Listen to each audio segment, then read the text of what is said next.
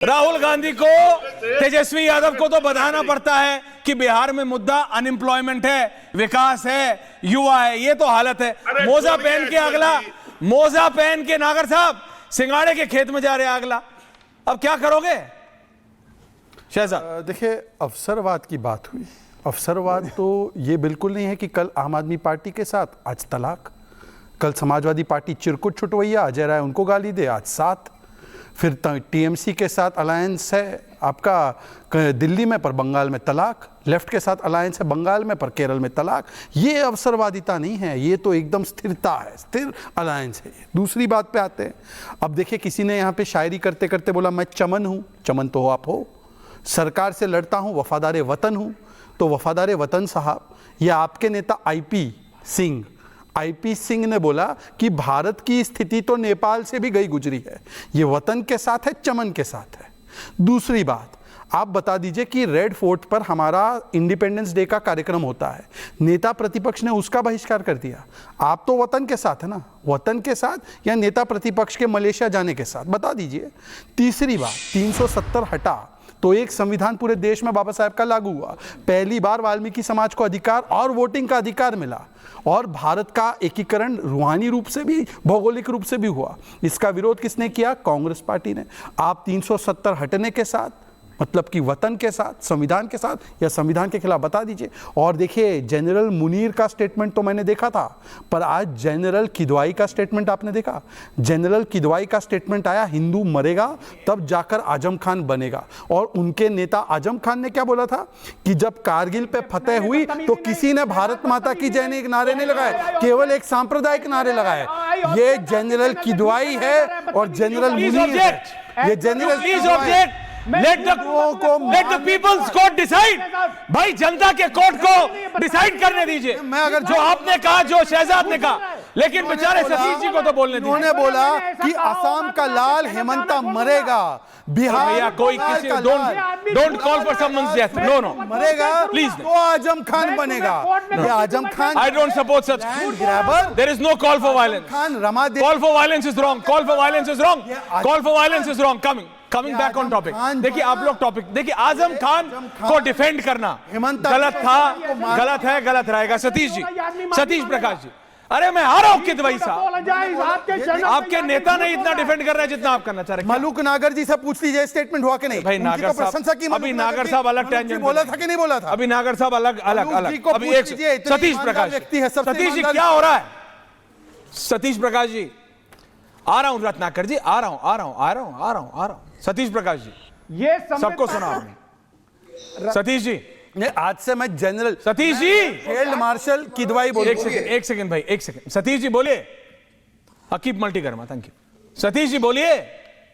नहीं, मैं ईश्वर जी आपकी डिबेट को बड़ी गंभीरता पूर्वक देख रहा था। शहजाद भाई ने अपनी डिबेट की शुरुआत जाति को खत्म करने से ली। लगभग 5 मिनट में 20 बार इस देश के प्रधानमंत्री की जात बताई कि वो पिछड़े वर्ग से है। बड़ा दुर्भाग्य है कि जिस देश का प्रधानमंत्री अपनी जात बताता हो, अपने मंत्रियों की जात बताता हो, और विकास की बात कर रहे हो। अरे 9 महीने बाद तो प्रकृति भी आदमी को पैदा कर देती है। विकास अभी बीजेपी की गोद में बैठा है। कहीं वो शहर स्मार्ट सिटी है, बुलेट ट्रेन है, रोजगार है, व्यवस्था कहाँ है? जिस पेट्रोल की आप बात कर रहे थे, आपको मालूम है कि अगर अंतरराष्ट्रीय बाजार में जो आज बैरल का रेट है, उस रेट से भारत में 55 रुपए लीटर तेल बिकना चाहिए। लेकिन पीटर नवारे की बात सुनो ना, जो ट्रम्प चाचा रहे है ना, उन्होंने क्या कर रखा है?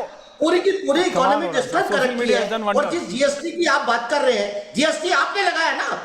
इस देश के लोगों के पास 28% जीएसटी वसूल करने वाली बीजेपी है। आज बीजेपी के नेता यह कह रहे हैं कि हर भारतीय परिवार को जीएसटी कम होने से 10 से 15 हजार रुपए की आमदनी, यानी कि उनकी बचत होगी। यह सोचिए ना कि यह दुर्भाग्यपूर्ण है कि भारत में जो सरकारें हैं वो जिस तरह की लूट कर रही है, रोजगार लोगों के पास है नहीं, बाकायदा 28 लाख पद। तो आपको क्या लगता है, भारत के राजनीति की आस आजम खान आ चुकी? नहीं, तो आप क्या ये घुमा के कहां आ रहे हैं?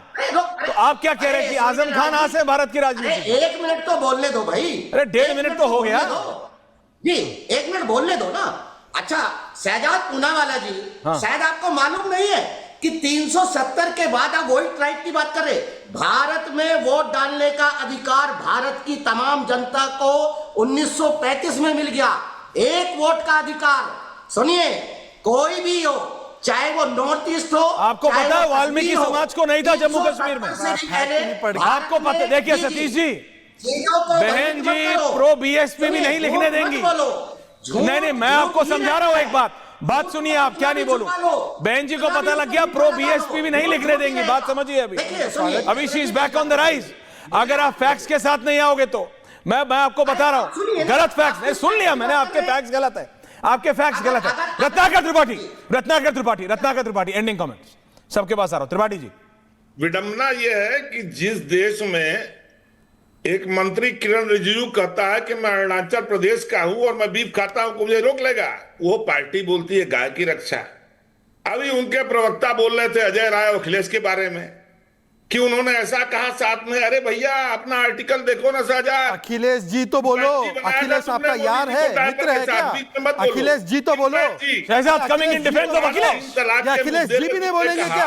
अखिलेश इनका कोई मित्र अच्छा, है वो उनको क्या? डिसाइड करने दीजिए ना, कि क्या अखिलेश? वो छोड़िए ना। अच्छा, Akhilesh stay on topic. Akhilesh तीसरी बड़ी पार्टी नहीं, अखिलेश तीसरी बड़ी पार्टी good. नेता है भाई। Okay, now, one Akhilesh ji भी नहीं अच्छा भाई, लेट किदवाई साहब ये त्रिपाठी जी आने वाले इतने बड़े Shahzad, don't do this. Shahzad, don't do this. बंदर The smoke on your face is saying this. प्रस्तुत करने वाले शहजाद पूनावाला, तुम हमको बताओगे कि हम कहाँ हैं? अरे आपको कौन बता सकता है? आपको केवल राहुल गांधी बता सकते हैं। आप क्यों राहुल गांधी की सुन के चलो। ओके नागर साहब Tripathi ji, okay I give you your time. फिर से बोला नागर साहब, अरे अभी छोड़िए, वो पर्सन जाने की जरूरत। मैंने आप नागर साहब ऑन टॉपिक, जेनजी ने इग्नोर किया, वैसे इग्नोर किया। No are you Gen Z? मैं मिलेनियल हूं, इनसे तो ज्यादा मिलेनियल है। मैं तो जेनजी। मेरे को डरा दिया तुमने, ये तो मेरे को डरा दिया तुमने, ये सब मेरे को डरा दिया शहजाद। You Gen Z? मैं डर गया। नागर साहब गाली मत दो माँ बहन की गाली मत दो। कोई गाली नहीं दे रहा। गाली दे रहे, देखो गाली दे रहे। कौन शहजाद? कोई गाली इनकी पार्टी तो नहीं, कोई गाली नहीं दे रहा। नागर साहब ending comments, back on topic please, back on topic. कोई गाली नहीं दे रहा, बैक ऑन टॉपिक। देखो शहजाद भाई, रत्नाकर जी को छोड़ दो, वो तो अपने टेलीफोन पे लगे हुए थे। और अखिलेश जी का तो इन्होंने इससे भी ज्यादा बेइज्जती करी है। हटाओ अखिलेश पखलेश को कहा मध्य प्रदेश में, कमलनाथ जी उनके कंधे पे चढ़ के 6 जीत का है। इनकी बात छोड़ दो। बात केवल इतना ही है कि सो कॉल्ड इंडिया गठबंधन की सबसे बड़ी पार्टी कांग्रेस, अरे फिर चालू हो गए यार, थोड़ा बजना तो बंद हो यार प्लीज। चालू फिर हो गया, आप अब बोलने नहीं देते हो। कर रहे जब आपका बोलने का नंबर आता है टेलीफोन पे बात करते हो, और जब हमारा बोलने का नंबर आता है आप बीच में कूद जाते हो। यार प्लीज ऐसा मत करो रत्नाकर जी, ऐसा मत करो। देखिए, मैं तो ऐश्वर्या जी एक ही बात कह रहा हूँ, इनका कोई लेना देना नहीं है गरीबों से, मुसलमानों से, पिछड़ों से, दलितों से।